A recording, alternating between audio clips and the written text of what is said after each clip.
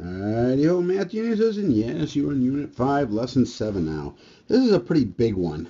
This is solving systems of inequalities, and bottom line is that's our job. Our objective is just to solve two systems of inequalities. And if you remember back from Unit 4, we actually, when we did this, had things like you had a line, and then it shaded above or below the line. Well, as you can tell, you're going to have two systems here. I got two lines graded. And the solution is, just to give you a little bit of a hint ahead of time, is going to be where the two overlap. So I got like a checkerboard region here going in here. I put this big S here. A lot of times I'll ask for something called a super solution. So you're going to learn about that in this lesson today. All right, so let's take a look at the first example. All right, so here we go on our first exercise. Consider this system of inequalities here. And they basically are talking about these two systems right here. And they want to know, are these points in that system? So once again, they're just testing it. So why don't you pause this real quick and check out those two numbers. Plug 3, 8 into both of these equations and plug 5, 9 into both of those equations. Pause the video and check them out for me. Okay, the first one you should have found out that it works in both. If you actually plug in 3 and 8, 3 plus 8 is bigger than 10 because that's going to be 11 bigger than 10. And if I plug in the numbers into the second one, you will actually get 10 is what you're putting, or sorry, you're putting 8 in, my bad, for the y. And that's supposed to be bigger than or equal to, and you got to do 3 times 3, which is 9, minus 5. So you get 8 bigger than or equal to 4, and that is true. So that's true. That's true, and since both are true, that's a true statement. Okay, so 3, 8 works.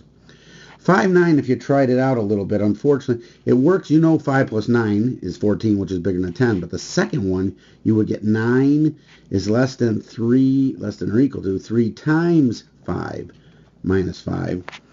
9 less than or equal to 15 minus 5, and 15 minus 5 is 10. Is 9, sorry, yeah, greater than, is 9, I'm saying less than or equal, is greater than or equal to 10, and no, it's not, so that's false, so that one will not work.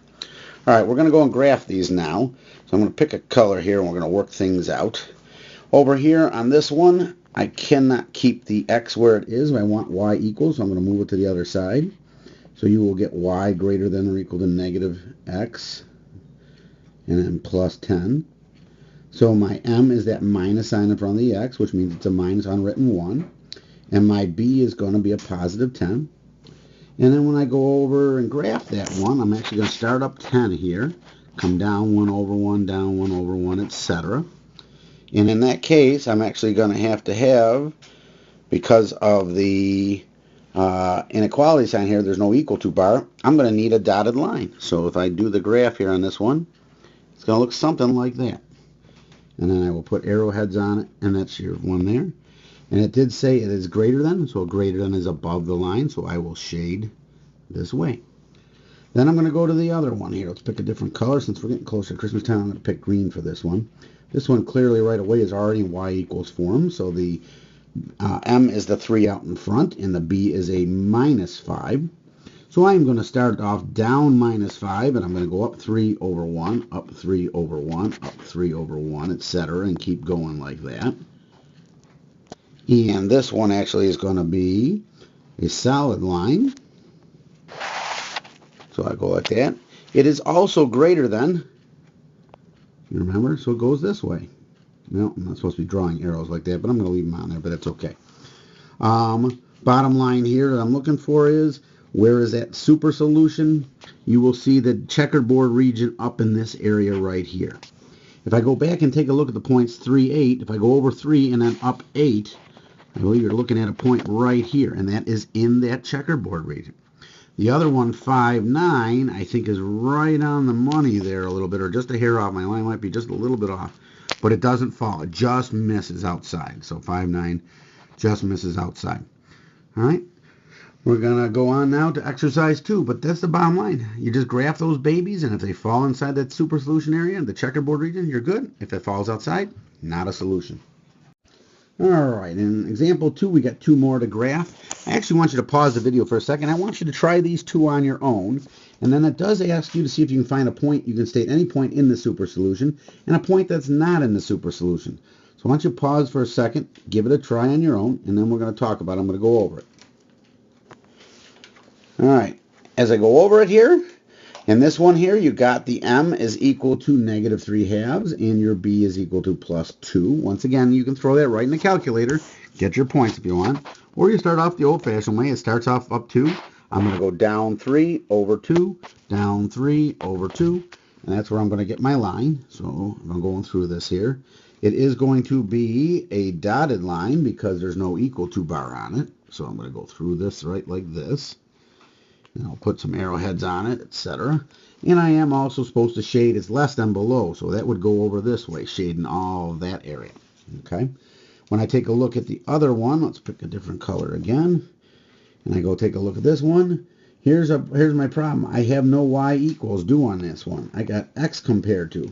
You better remember, what is x equal? It's a vertical line at -2. We talked about this in chapter 4 also. So, and it does have an equal to bar there, so I'm going to do a solid line on this one at x equals -2. So I find -2 here, and I'm drawing a line straight up and down here, okay? That's what that one goes through. And then it says I got to be greater than. Well, your normal number, I know it's going left or right, but you know to the left is negative and to the right's positive. So the greater than would be shading this way on the right side of this. So if you take a look at this a little bit more, we pick something else here. I'll pick out purple here. Where is my super solution? Right in this area. This is my checkerboard region, okay? Your job was to come up with some sort of point. So hopefully if you check, your point is somewhere in here. I like something like this right here. I love the origin that is in my super solution. So I would say something like this and say, hey, 0, 0 works. You could always check and it doesn't. And then a point that doesn't work, I would definitely pick something like out, I don't know, clearly over here. Doesn't work. It's not in both regions. So that one's what? -2, 4, 5 to the left or something, up 1. And that will not work, okay? That's how you do it. That's the way the state likes to ask it. Tell me a point inside or out. Once in a while they tell you, label an area super solution, all right? Time to move on. All right, example 3 says, which of the following points are in this system of equalities? Now on this one, you can try them and do plug and chug, like we always do, and plug these things in and see which one works in both, true value of both, or I go to the graphing calculator. Give it a try out, and I want you to see if you can figure it out. Pause the video for a moment. I'm going to tell you the answer in a minute. All right, you should have come up with the answer is this one, number 3. That's the one that works in both. Check in your graphing calculator, the picture, that's the one that falls into both categories. If you didn't get that, please ask us in class tomorrow. Okay, we'll explain it. I'm going to move on, though, to the last question. All right, in exercise 4, it says consider again this system of inequalities. They want you to check to see what you think that these things are going to work or not by plugging them in to these equations. Notice there are 3 equations here, so you would have to check the points in all 3 of them. All right, so you should have tested them, and this is where you would go. You would actually come up with, in this case, this one does not work, and this one does. Any questions, please see us in class, but at this point you should know how to plug those in and check them out. We're going to go into graphing those 3 now over here. These are the 3 we got to graph. You should recognize this first one here as a y equals a number. There's no combination of y and x, so you should recognize that as a horizontal line. And your horizontal line would basically snap at -2, so you're down here. That's the first one, okay? Then the second one, I'll change colors for, and we will call it green here. That will be this one. That would be x is less than 4. Now, there is no equal to bar on that one, so that will be a dotted line, okay? And it will be a vertical line, too, you know, from x is less than 4. So I got to go to 4, put my dotted line along here, okay? Put on my arrowheads, and you know less than goes to the left. Oops, I didn't shade the last one, so I'm going to go back and fix that here. That one goes this way. Go back to the purple one here, and I forgot that we were greater than, so I should have shaded above. So you know that one goes like this. So far we got a checkerboard region you can see in here. So that's the only possibilities the answers could be. But we got the last guy right here, and that has a y and an x in it. So in that case, I'll change that one to red. And that one here has an m of 2, and there is no plus or minus for the b, so the b is 0.